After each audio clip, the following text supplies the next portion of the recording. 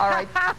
All right, Sherry, thank you so much. We'll check with you in a little bit and see if you've jumped through the fountain. All right, so what do you need to do to make sure that you stay safe and healthy in this hot weather? Dr. Andrew Umhau joins us now, an internal medicine specialist with Foxhall Internists in Washington. Doctor, good morning. Thanks for being with us. Hope your air conditioning works this morning. Yeah, good morning, Steve. It's nice to be here with an early start and also in an air-conditioned studio, although maybe I should take my jacket and tie off. You know, I think we're all on that page today, and I think a lot of people outside are going to be doing just that. Just a general rule of thumb, I guess, when it comes to the heat like this and some things that we should watch out for to try to stay cool.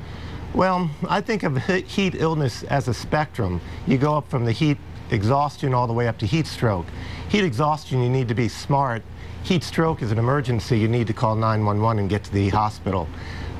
You need to stay hydrated. You need to stay out of the heat, out of the sun.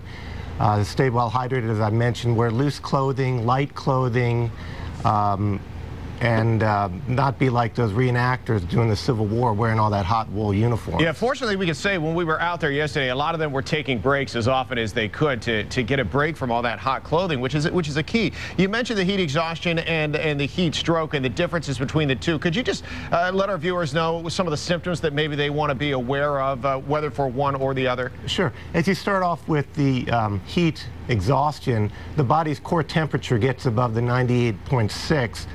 And you get tired, you get exhausted, you start sweating a lot, your pulse goes up, you get dizzy, maybe some nausea, some cramps. That should tell you to stop what you're doing, lie down, cool off, get some water.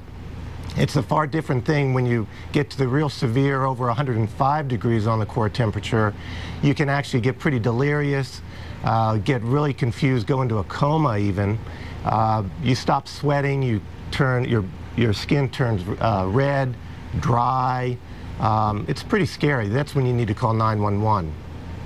Is there anything that folks can do, the folks who are not fortunate enough to have air conditioning these days, you know, if you find yourself even indoors in an extreme amount of heat like this, that we can do to try to stay cool? Yeah, I'm concerned about the people who are indoors. You have the elderly, babies and young children. If you're in a wheelchair or bedbound or in a crib, you can't get, you don't have access to water unless somebody brings it to you.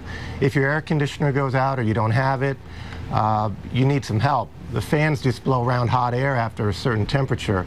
That's where I think we need to look out for each other. We need to check in on our neighbors and get to cooling centers, get down to the basement, that sort of thing. Does our bodies ever get used to it? If we see this, you know, continue for a couple of weeks at a time at these temperatures, does the body adapt, I guess, to the hot temperatures? The body does acclimate, which is a good thing. You mentioned a good point, though, that a lot of the heat exhaustion or heat stroke can come up over several days.